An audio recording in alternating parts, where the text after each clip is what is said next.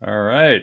It is Monday, bright and early. Well, it's not that early. It's 9 a.m. But anyway, early enough. And we're live on all the socials. All right, let's get started. Hello, Smart Money Tree Podcast listeners. Welcome to this week's show. My name is Kirk Chisholm. I'll be your host. And today I'm once again joined with my good friend, Doug Hayron. Hey, Doug. Hey, Kirk. Good morning. It's good to be back.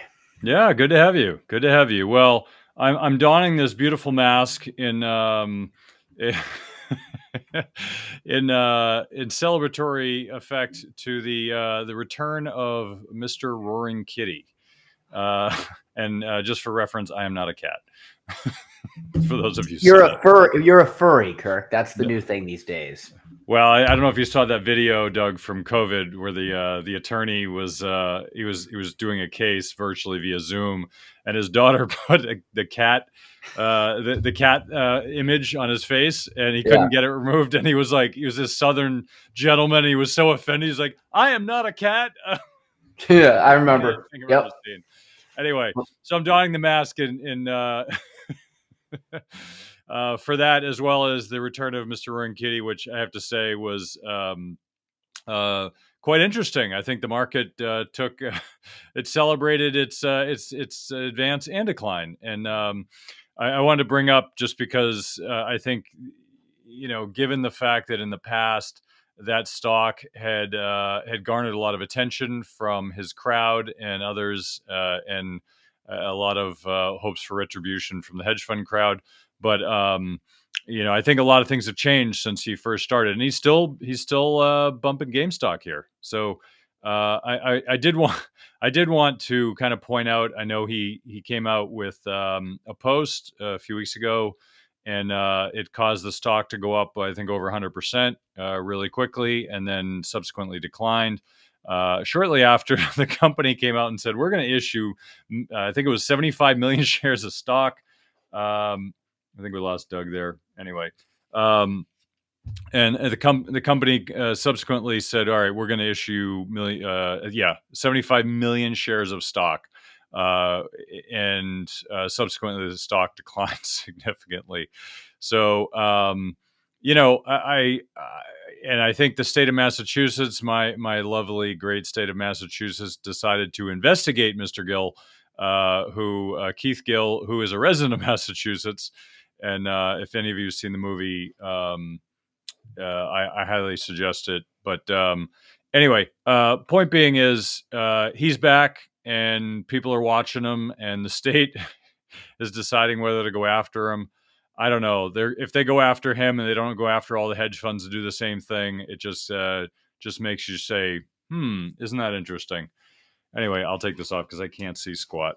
Anyway, so he's back in the news. I don't really care. It doesn't affect anything. But I will say I give GameStop a lot of credit. I mean, if somebody's going to pump up your stock 100%, why wouldn't you issue shares and dilute the stock? Because, hey, it's free money. Someone's giving you free money, so why not? Hopefully they're using that that newfound equity to do something like maybe pay down debt or buy a real business that isn't going to zero. Anyway, that being said, I just wanted to point that out. Kudos, Mr. Roaring Kitty, for your return. I'm sure it'll get people whipped up, but amount to a whole lot of nothing when it comes to practical stock investing. So I'm not either supporting or shunning the stock. I'm just pointing out a fact of what's happened.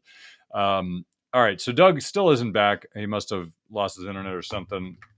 Looks like his internet crashed. So he'll be back in a few minutes. So let me, while we're waiting for Doug, I had a listener question come in. Or it's not really a question, but more of a challenge.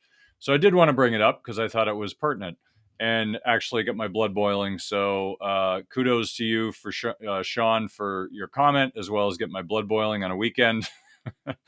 So I want to read. I'm going to paraphrase this question because it's kind of a long statement here. Doug's back. All right. So let me paraphrase the question, and hopefully Doug's internet behaves. All right. So the challenge was he wanted to challenge a comment I made on the latest podcast where I mentioned wealthy people are wealthy because they know how to play the game. I think it's important to state the fact the game that I'm referencing has historically only been available to certain people. Now, he's challenging me, and I'm going to challenge him back because I think, while it's a good point, and I always welcome challenges, always welcome questions and comments, and I appreciate all of our listeners, whether I agree with them or not. I know that many of them agree with me and many of them don't, and that's okay, right? Our goal here is not to have people agree with me, but to get you to think. So his challenge is it's only been historically available to certain people. He said women in the 60s needed permission to have their own bank account. Jim Crow laws in the South barred people of color from acquiring housing in certain areas, as well as providing significantly inferior banking services. Now, that's a good challenge. I appreciate that. However, what you're missing is that the game that I'm referring to, which Sean states is only available to certain people, he's correct. It is only available to certain people. We live in a country where even people on welfare are in the top 10% of people in the entire globe. We are a very wealthy nation, and we're very spoiled. And we also don't appreciate what we don't have.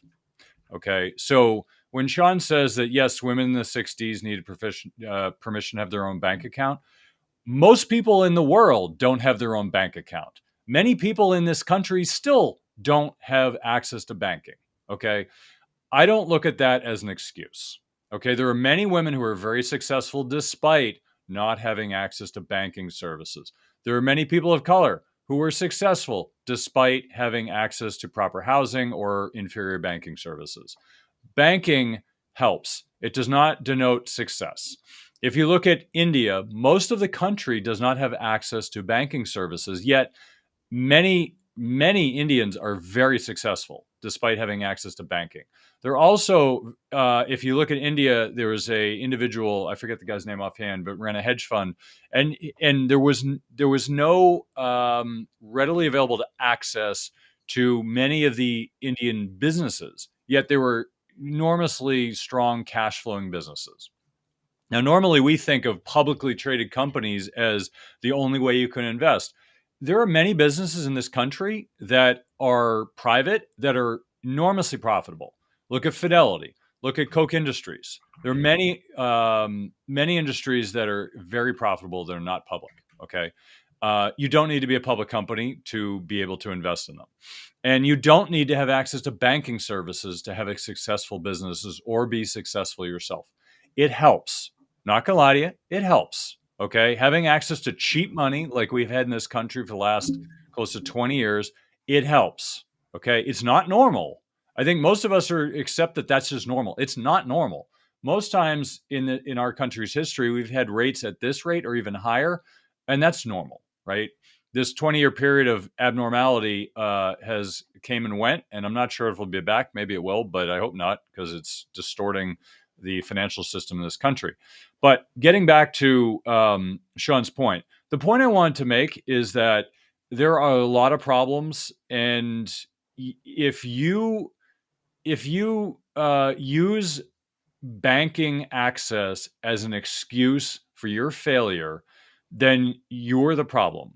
Now, I'm not saying that everybody's the problem. I'm saying everything that your success and failure primarily comes from your mindset. And we talk about mindset in the show all the time. Okay. There are many people who've had, they haven't had quote unquote access to things that everybody else has. Okay.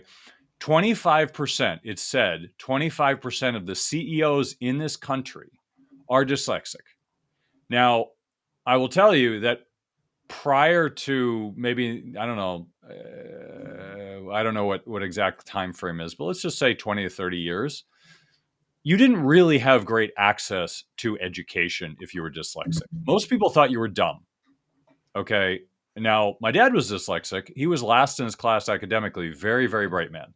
Okay. He had a lot of success in his life, despite the fact that academically he was always last. Went to law school, barely got through college, and he had a lot of success in his practice. There are 25% of the CEOs in this country are dyslexic. These are people who had to fight tooth and nail to have success in their life. Okay. I would argue that disadvantage or that lack of access is actually what led to their success. Because if you have to fight tooth and nail to survive, it turns you into a different person. It makes you stronger and tougher and more resilient. Okay. So if people don't have access to luxuries like banking services, then that will make people stronger if they want to succeed. It is not an excuse for failure. So if anybody out there is saying, well, oh, I grew up, I didn't have this, that's why I'm not a success. I would argue that you're the reason for your success or failure. Yes, there are things in our way. Some people only have one leg. Some people can't think correctly. And I'm using dyslexia as an example. Okay. Not correctly, but normally. I'll use normally. It's not really correct. It's normal. So if you look at all of these disadvantages that people have, there have always been people who've succeeded. It's just harder. Okay. So I'm calling out Sean, and I appreciate your comment, and I'm not ripping on you. It's a really good comment, and I think that we all have to learn how to think differently, because it makes us better. It makes us smarter. It's all in your mind? Not all of it. There's obviously more to it, but a lot of it is in your mind. And if you talk to any successful person, they'll tell you that my mindset is what separated me from everybody else. So because I brought up that question because of the fact that on this show we talk about mindset so much, it truly does denote whether you're a success or a failure in life and your endeavors. The market is probably life on steroids because the market really requires you to have your mindset attuned very well. And it's not having a correct or incorrect mindset, it's knowing yourself. In that if you're investing in a strategy that doesn't align with your investor psychology, then you're probably going to fail. If you're trying to be Warren Buffett and yet you're a day trader, you're going to fail. Okay? Because everybody is different in how their brain's wired. Not everybody can invest like Warren Buffett. It is a very different approach than most people can accept. I think Jim Rogers, well, he didn't call it this, but people have called it the anaconda approach. Jim Rogers calls it, I wait till there's a pile of money sitting in the corner of the room and I go pick it up, which effectively means what he's waiting for is for the easy win. He'll just sit in cash until there's an easy win and he'll go all in on it. George Soros does the same. He'll wait for the easy win and he'll be a pig about it. And that is a style of investing that works for some people.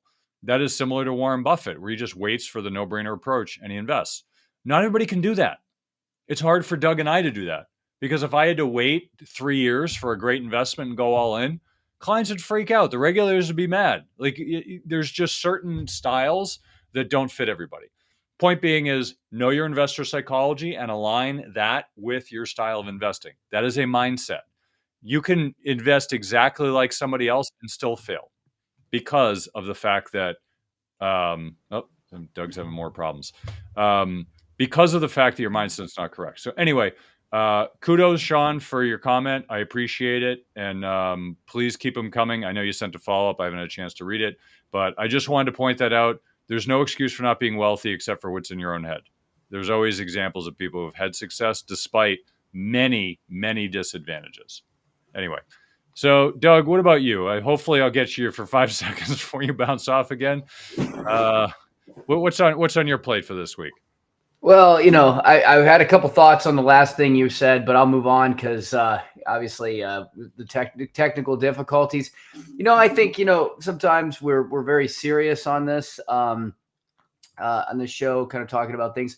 Let's have some fun for a second there. I noticed the mask you put on at the beginning of the meeting. So let's talk a little bit about just come back to kind of what's going on with GameStop. GameStop, because I think that again, 4 years ago or so, it was 2019, I think, caught the world by storm when a gentleman who affiliated with the industry went out and said, look, we see an opportunities there. At the time, it was very public that companies that were doing, especially some of these hedge funds that were doing mass shorts of certain companies would publish this information. Well, welcome to the day and age of the internet. Because of the ability to get information passed around very quickly, he found an opportunity to basically use this information to rally Tom, Dick, and Harry, to invest in longing against these shorts, creating effectively what was, a short squeeze, which is, again, to describe this, simply, basically means that you're putting pressure on the people that have shorted to the point of where they cut their losses. And when they do, the long causes the stock price to absolutely skyrocket. And that was the bet. Well, he got in a little bit of regulatory, difficulty. Just kind of how he was, accused of manipulating the system. A lot of companies pulled back on posting as much short information as they were before, so it wouldn't be used against them. And he went silent for about 2 to 3 years. Well, guess what? I don't know about you, Kirk, but on Facebook, I started to get, these advertisements started coming out about 2 to 3 weeks ago saying, "Hi, I'm Roaring Kitty." What's his name? Gil. I forget his first name. Gil.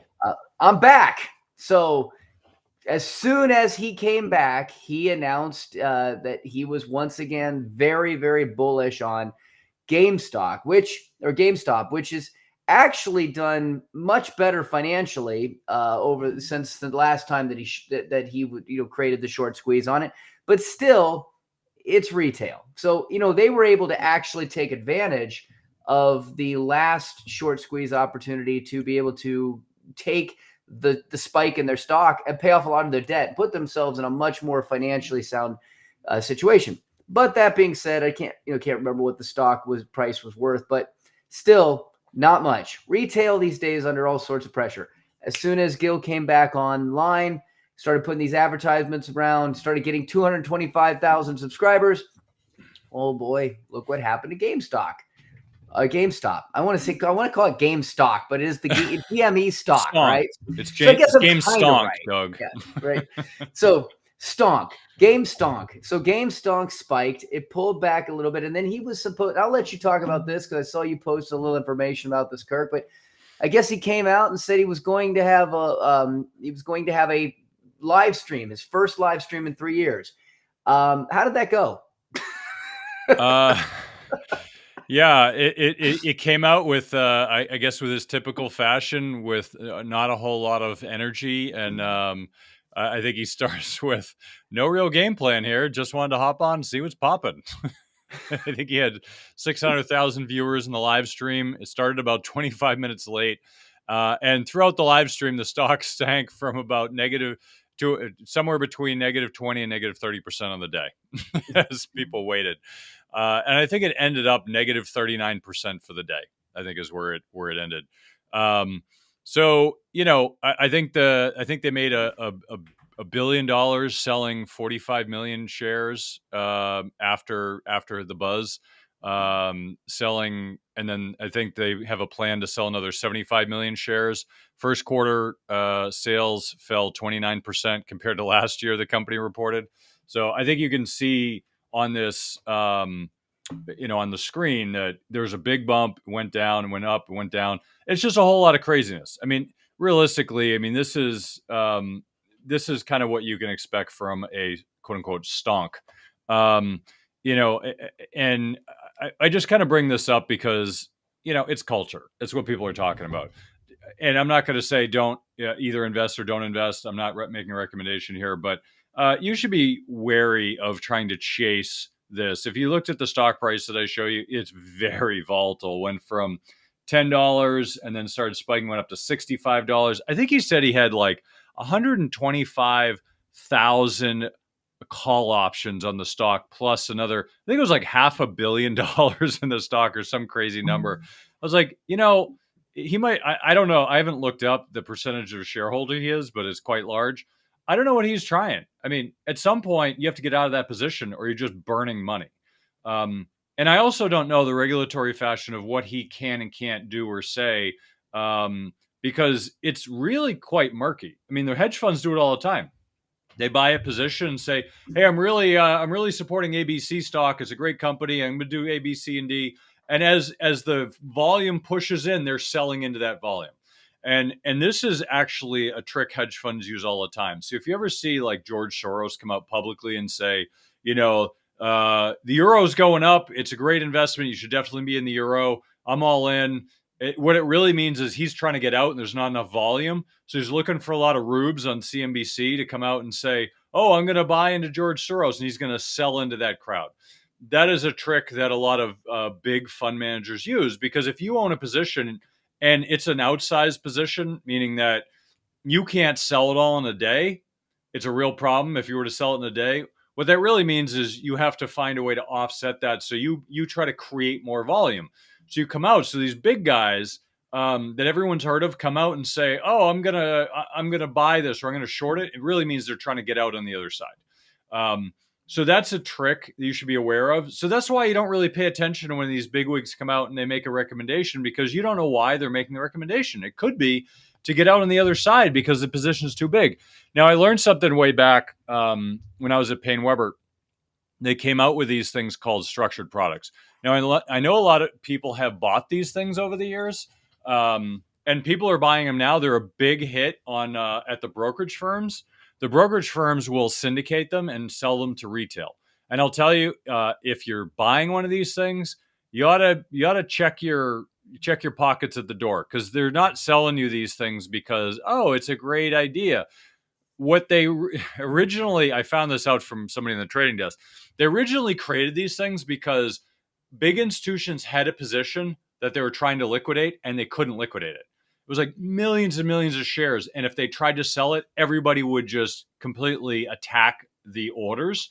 So what they did is they packaged it up, wrapped some options around it, and sold it as a new product to the retail crowd. It's like, oh, I got this. I don't know if you saw the movie The Big Short. It's like you got this pile of crap, you wrap it in leaves. And you top it with more crap. It's basically a big pile of dung, and they're just wrapping it with a wrapper and say, oh, it's not dung. It's got this shiny wrapper on it. It's look at this wrapper. It's a gift. So what they do is they wrap it up in something else. They'll take whatever 100 million shares of ABC stock. And there may be an ABC stock. This is a hypothetical company. So ABC stock, and they were going to put options around it and do a covered call and be like, oh, you can own ABC. And if it could go up to 15%, you're going to make 15%. And if it goes down 15%, you won't lose more than 15. It's basically a covered call. But they make it sound sexy. Oh, I'm going to buy this thing. I can make 15%. And it ends up losing money. Well, what really happened is this big institution is trying to sell their 100 million shares of ABC stock, and they couldn't do it. So they offloaded onto the public. So that is how structured products originally started. So I've heard from people in the know. That's how they started. Now they've turned into actually a product that many brokerage firms will sell to the retail public because, hey, let's figure out how to create something that people want and let's give it to them. And so they've been doing this for years. I get interviewed about every other week for a publication for structured products. So I see these things. Oh my God, most of these things are garbage. Once in a while, I'll see a good one. But basically, what they do now is they say, all right, I've got a thesis on where the market's going, and here's what this product's going to do.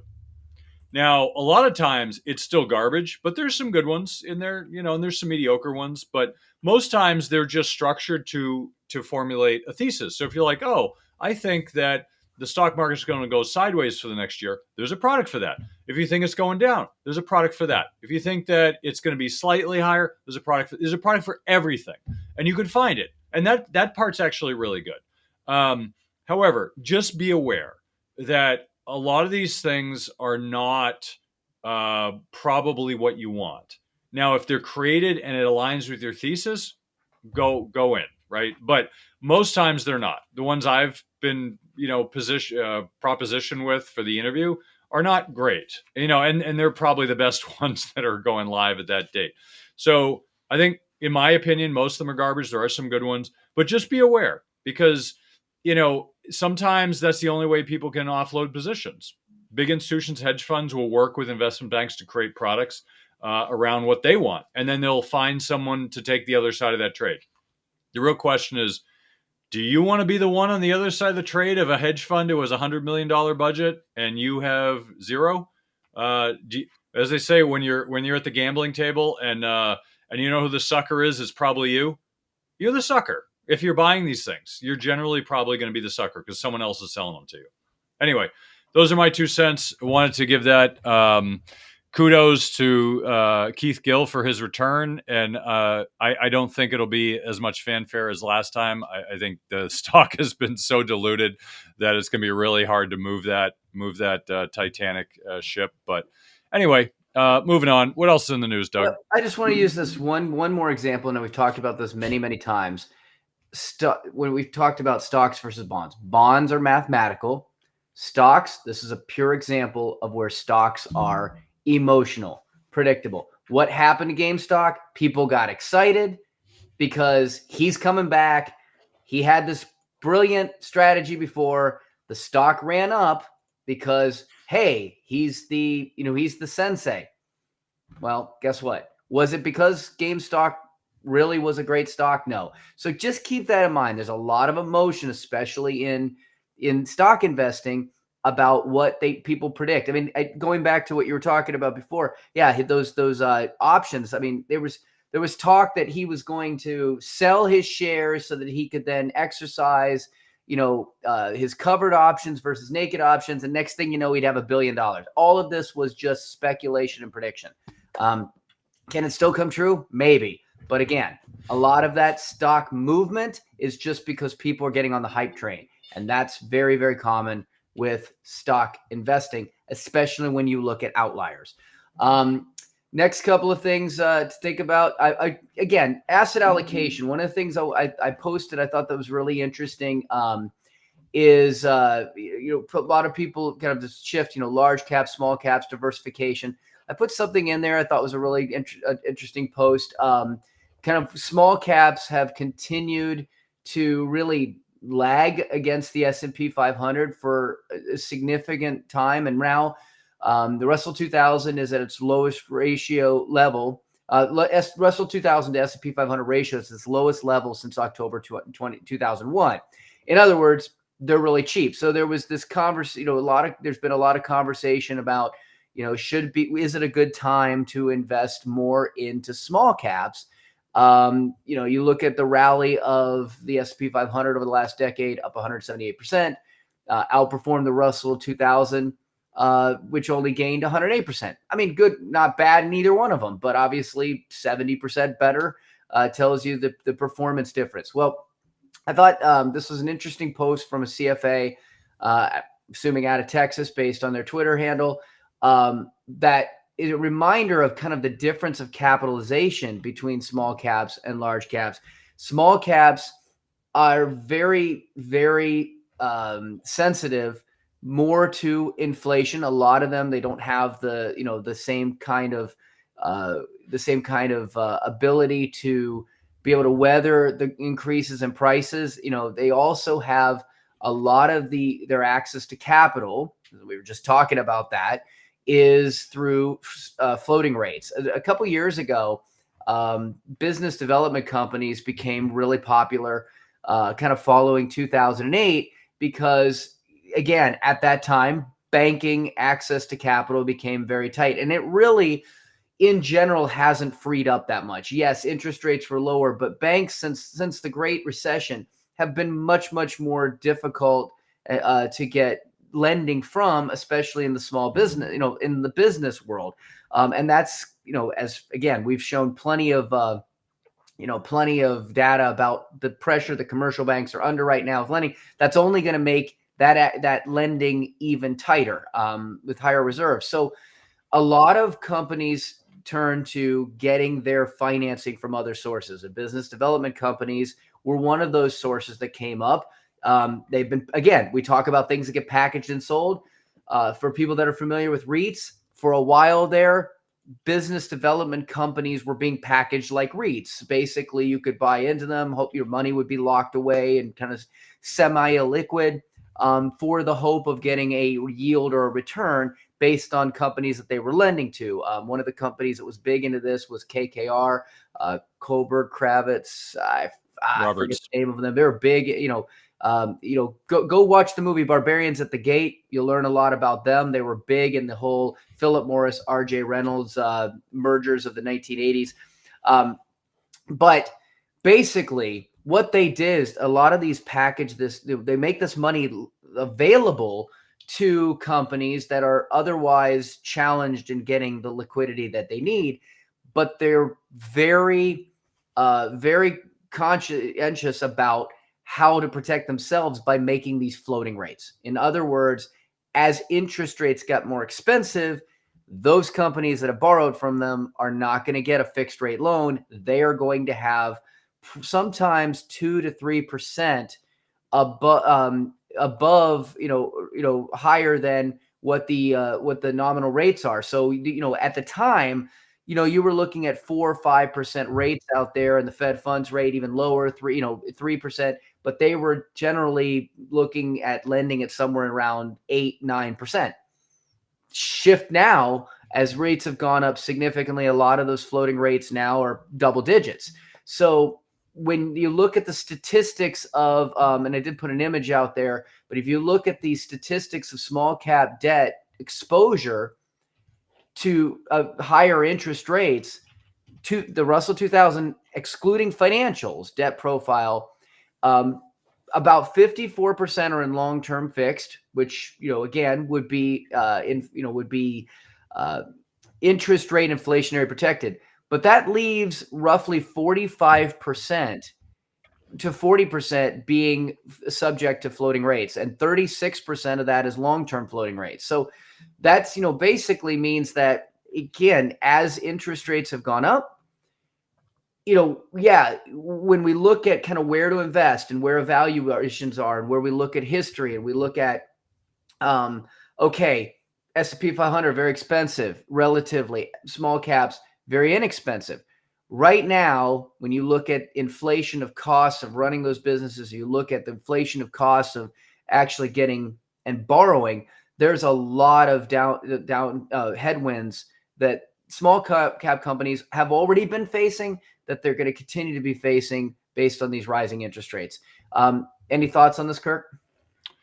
Yeah, I mean, I personally, I'm a big fan of the business development companies, or have been in the past. I think that the challenge is that people don't really understand them.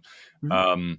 You know, back in the 2008 era, during that time, there was always you always had to be careful, right? Because what the business development companies are another asset class. I want to try. I've been thinking about this recently. I want to get somebody on to talk about them. It's conceptually, it's great because there are a lot of smaller, or let's just say, quote unquote, riskier in the traditional sense, companies out there that need access to capital, and um, and they're willing to pay because their profit margins are thick. And these aren't bad companies; they're actually great companies. But given the system, the banking system, the way it is, in the public markets, they don't have access to the cheap debt that some of the larger companies have. So when you're looking for income, like, a lot of people like REITs because REITs are simple. It's real estate. It's simple. You know what it is. There's equity, there's debt. You got management, pretty much. Business development companies are a little different, but you historically you've been able to get some really good yields, which is why it's been attractive to people. Now, things like floating rate funds are interesting because as rates go up, you can participate. The challenge is what happens if stuff goes wrong, right? And floating rate sounds great. Like, I remember in 2008, most of the floating rate mutual funds back then, there were quarterly distributions, or sorry, allowed withdrawals. So you could basically sell your shares once a quarter. That was it, because it was more of an illiquid asset. We talked about liquidity in bonds last week. This is even more illiquid. So they allowed quarterly redemptions, and and that's a problem if the markets are getting screwy. But I think if you understand the dynamics, there's actually a big difference right now between small cap and large cap, and it's growing bigger. And if you look at this chart here, this is something that Doug posted here. It's basically a ratio of the Russell 2000 to the S&P 500, which is basically small cap over large cap. So a declining number means that large caps are doing better, right? Because the denominator is growing, which means the number gets smaller. So the small caps have not done all that great since pretty much the last 12 years. They've just kind of flatlined, then they've declined in the last 5 or 6 or 7. So just something to note, like these are patterns that happen, right? And sometimes they happen quickly, sometimes they happen over time, but basically you should just be aware, like if there's a big discrepancy right now between large cap or mega caps and virtually everything else. Like these mega cap companies are just taking off and the rest of the economy is plugging along, but it's not the same. And if we've shown this a lot in the past, like if you take out the mega caps, you see a very different picture for our economy. Now, I did want to point something out before we get into inflation, things like that. There's a new piece of news where Texas has decided to throw its big old hat in the ring. And they are, not only is Texas economy growing, so this is actually just showing the growth of the different states. As you notice, Texas, Florida, kind of the middle of the country doing okay. Other parts of the country, not so much. But if you look at the Texas economy, there's a lot happening there. People from California are moving to Texas in droves. A lot of celebrities are too, because similar weather, better politics, or let's say lack of bad politics, because I know it's a red state, but it's also lacking the shenanigans that are going on in California. Most of that's politics, but not all of it. There's a lot of other stuff there too. But anyway, so if you look at Texas, Texas has come out and said that they are going to create a stock exchange in Texas. Now, the reason this is interesting is if you look at, and I'm going to bring this up, if you look at all the companies, the public companies that are based in Texas, there's actually quite a few of them. And there's 20 companies listed, and they're all relatively large companies you've heard of. Occidental Petroleum, Hewlett Packard, American Airlines, Oracle, Enterprise Product Partners, ConocoPhillips, Cisco, Tesla, Dell, AT&T, McKesson. A lot of these are oil and gas, but some aren't. So if you look at that, Texas is trying to basically create a new economy from what it used to be. Everything was centered around New York. New York was the financial capital of the world. It's no longer the financial capital of the world. There are actually many others competing, and some actually exceed it in certain areas. And now Texas is trying to create its own financial economy, which kudos to them. But the reason I bring it up is there was a time where there were many different regional stock exchanges. There was actually a Boston Stock Exchange. And I remember where it was because when I started in this industry, it existed. It didn't exist in the sense that everyone was going there, but it existed in the sense that it had a building. You could actually trade on the exchange. I think at the time it was mostly digital before it went out, but I remember exactly where it was, and it wasn't a big deal in Boston. And at some point that closed. And what ended up happening was there was a consolidation of power in most of the exchanges. So now there's only a handful of exchanges, and they're consolidating, which, as anyone knows, with monopolies, it's always a bad thing because it means it's less competitive. So I think a lot of, I don't know all of the reasons why they're starting this, but one of the stated reasons that I had heard is because so many companies are sick and tired of being told what to do with the ESG stuff, and you have to be woke and you have to do this other thing. And most companies have just had enough, and they're like, we're going to do our own thing. You guys do this if you feel like it, but we're going to do our own thing, which is really what makes a free market, right? That's why we have free markets, is it allows you to do things like that. And maybe it'll succeed, maybe it'll fail. But I could tell you that if they create this thing and it's a more independent stock exchange and is more company friendly and consumer friendly, they're going to generate more business, right? Because people go where the opportunities are. And if they create enough business, New York's going to wake up and be like, maybe we should change what we're doing. Maybe we were wrong, and maybe they change, or maybe they go out of business because they just don't change, right? That's what happens when companies decide we're right no matter what, they go out of business. But companies that are agile and adapt, they'll say, all right, we were wrong. Let's adapt, and let's not lose market share to this new venture. So it's going to be interesting to watch. I think principally, I like the idea. I think it's going to be really hard for them to compete. Just being honest. I think new stock exchanges are really hard to compete. It's like having a new custodian. There's only a handful in the US right now. You got Schwab, you got Fidelity, you got a few others that aren't really as retail friendly. There's some, but most of them aren't as retail friendly, more institutional friendly. But really, you've got the big two right now. You used to have TD, but they merged. So what happens? Well, if one of the custodians does a crappy job, what are your choices? Well, what if both of those big retail custodians are doing a crappy job? What do? You can't go anywhere, right? And that's the problem. So what happens is people come up with it and they say, all right, we're going to come up with our own custodian. We're going to start a new one. Well, the problem is at some point, the economics are such that you can't do that, right? So if I wanted to start a custodian and I had to compete with Schwab and Fidelity where they have $0 trades, that's hard to do, right? It's hard to compete. So how do you make money? Maybe you don't, right? Or maybe you, like Robinhood, they were selling trade flows and that's how they were making money.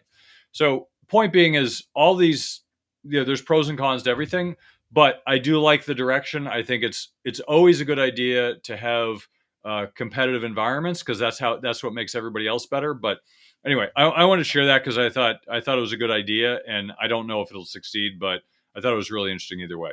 You want to talk about inflation, Doug? We have a lot of charts about inflation here. Where do you want to talk about next? I can.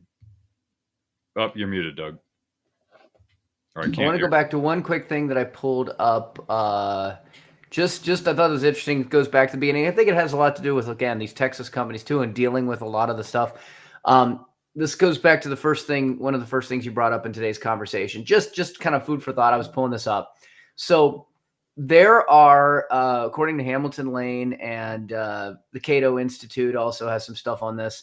According to these sources, and let's see, this last one was posted in 2022, so could be off by a few. There are only 2,800 public companies with annual revenues greater than 100 million. Okay, a small slice of the pie. Guess how many companies with over $100 million? Guess how many private businesses there are? There's got to be tens of millions. Well, over 100 million. Annual revenue is over 100 million. Oh, over 100 million? Mm-hmm. Equal. So 2,800 public companies with annual revenues greater than 100 million. Guess how many private companies of that size? There's got to be at least 100,000. Yeah. A few 100,000. It's a little smaller than that. It's small. There are 18,000 private businesses of that size, but that still puts 87% of U.S. companies with $100 million or more are private. So I wanted to bring that up because it kind of connects a few dots here. Number one, companies that are, first of all, private companies don't, other than maybe brand reputation, they don't have to deal with a lot of the same pressures public companies do in terms of making day-to-day corporate decisions. Secondly, it also talks about, going back to the beginning of the conversation, access, private equity. Again, where a lot of, not only is it access to the public markets, but access to the private markets. There is a lot of opportunity that still exists out there in accessing private corporations through different types of private equity. So again, a lot of different ways to diversify. Sorry, I just wanted to kind of come back to that because I thought that was an interesting statistic. But 87% more companies, 87% of all U.S. companies making $100 million or more are private. So again, it just tells you how little access there is through just traditional stock market investing. In terms of inflation, you know what? Going through some of the charts, you did put a lot of stuff out here. Let me pull one up here. So yeah, obviously, when I do retirement planning, there's a number of different things that I talk about with families. And again, the college planning that we do ties into retirement planning. So just to connect those dots. But we talk about unnecessary risks. Okay. Obviously there's a lot of people who have financially done well enough that they could potentially be able to be independent, wealthy, again, on whatever amount of lifestyle that can afford. That may not necessarily mean that they're going to go out and buy yachts, but they can live a comfortable lifestyle, or at least be close to replacing their regular annual living expenses that they need to enjoy a happy lifestyle. Okay. So when you take a look at ultimately what types of, when you put this together, then once you've had enough, there's almost no reason to be able to work harder to get more. Okay. The only reason you'd work harder to get more is a fear that you won't have enough.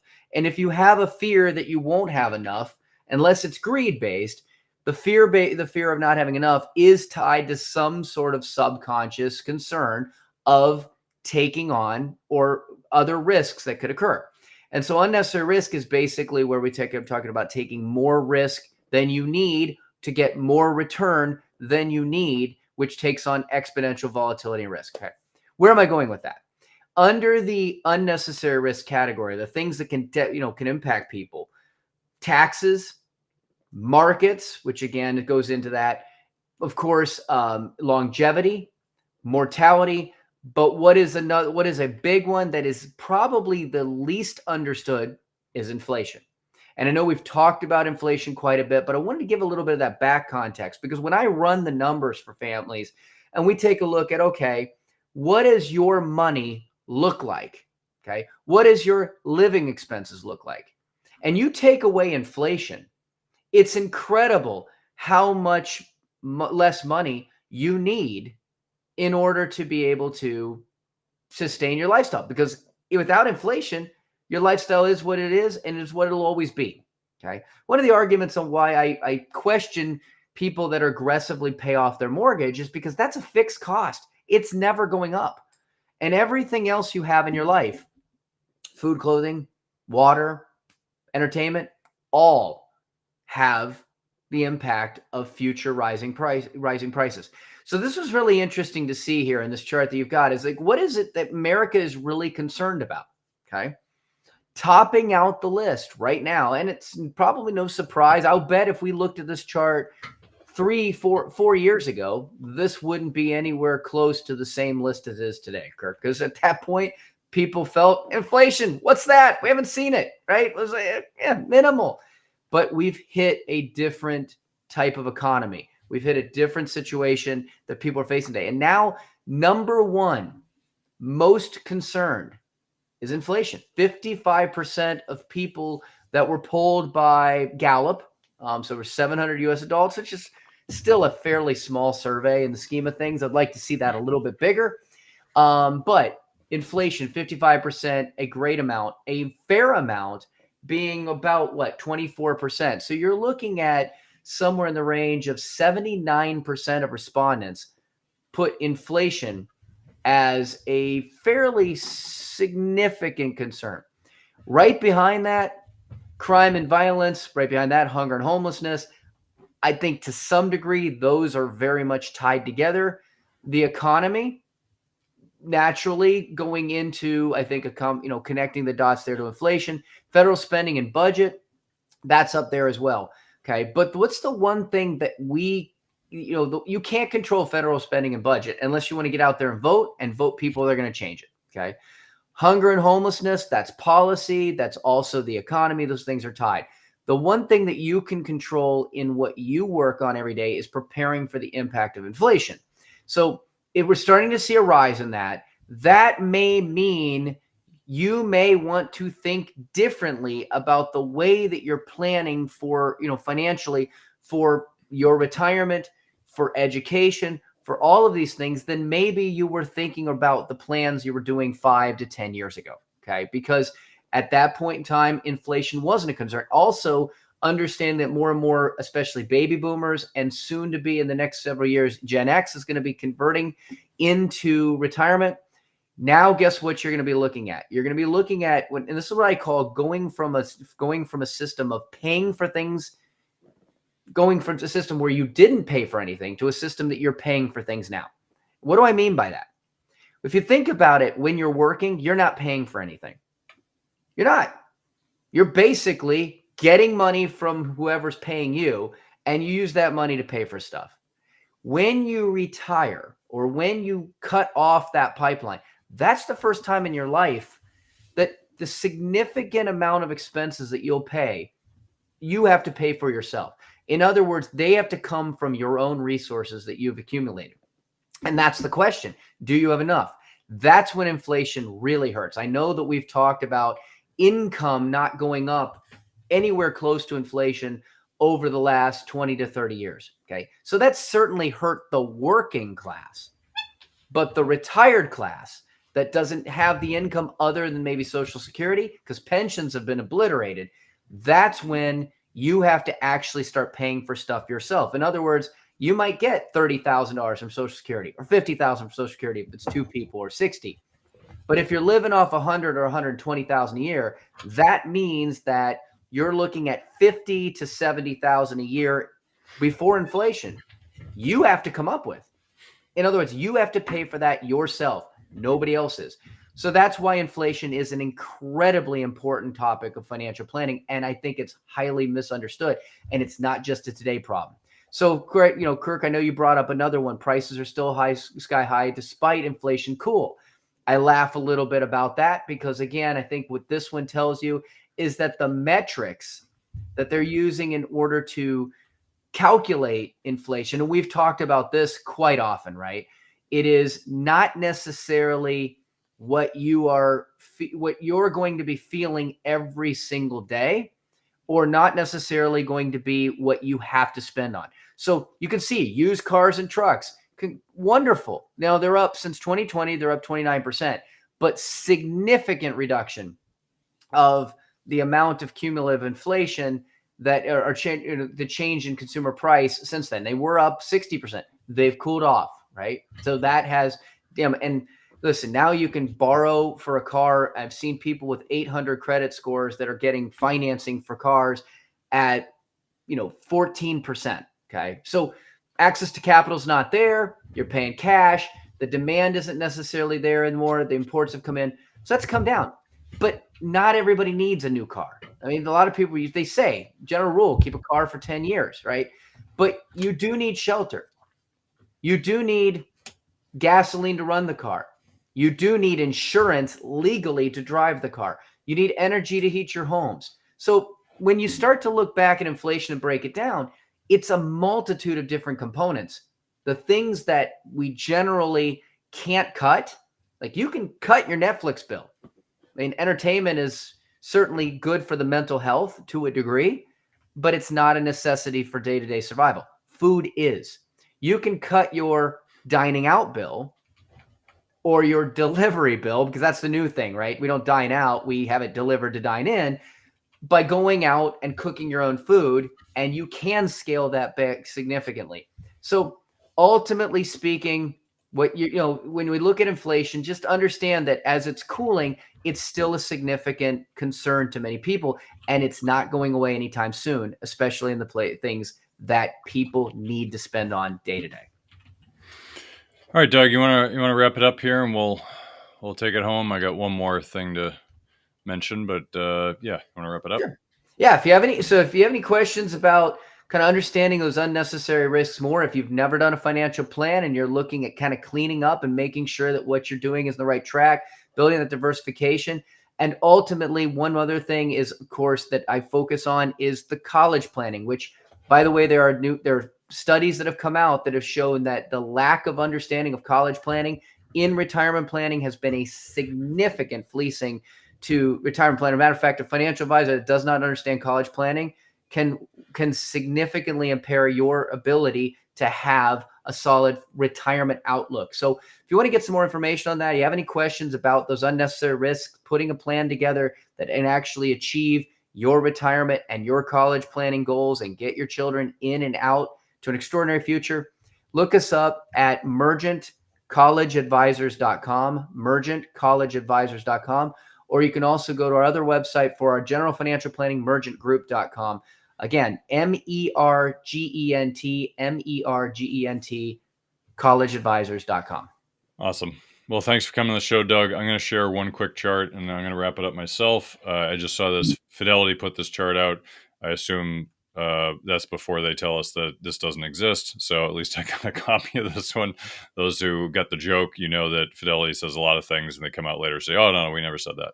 Anyway, so this just shows commodity bull markets over the last 100 years. I just thought it was interesting. And I think what you'll notice is this shows, it looks like about 15 different commodities, and it shows the performance over the last 100 years. And what you'll notice is there's flat periods, from 45 to about 70, and then from about 79 till about 99. And then it looks like from around 2006 till somewhat recently in 2019. So if you look at these periods, things have gone flat. And then there's periods where there's huge, massive spikes.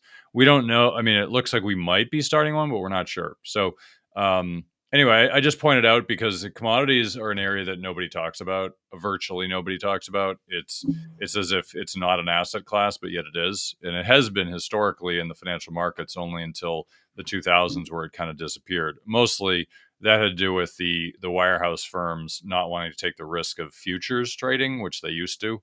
And then they just said, it's not a worthy risk. So they stopped really allowing the advisors to do it. That's when I was there. There was like one person in the office that could do it. Anyway, point being is just something to note. Commodities, this shows a lot of commodities. It shows the chart of each. It shows obviously oil spiked up from the low of negative $25. So maybe that's a little bit of an anomaly here. But if you kind of look at a lot of these, they're trending down. So just something to keep an eye on. I think we all note that commodities are an interesting area, and if we do continue to have inflation, they should go higher. So we'll see what happens. Anyway, that's the show for this week. Thank you again for joining us in Money Tree Investing Podcast. My name is Kirk Chisholm, wealth manager of Innovative Advisor Group. We don't just manage your wealth, we make your life better. You can find more about me at innovativewealth.com. And of course, you can find me every week here on the show. Please remember to subscribe to the podcast on the podcast app of your choosing. You can also check out the show at moneytreepodcast.com. On our website, you'll have access to the show notes, resources, and the archive shows. Also, we're now on YouTube. Please check out our YouTube channel. When you're there, please subscribe and leave a comment. Lastly, please leave a shorting and comment on the podcast app of your choice. Oh, and don't forget, do your own research. This show is for information use only. We're not telling you what to think, merely how to think about investing. We're also not selling any products or services, and so do not consider this advice. If you have any problems with the show, I blame Putin. Please send me an email to express your feelings. If you seek financial advice, talk to an oracle, or fortune teller, or maybe just a licensed financial advisor. I'm one, but I said earlier, I'm not selling anything. But I'm easy to find. Have a great week ahead, and remember, no one will care about your money like you do. So invest in your life.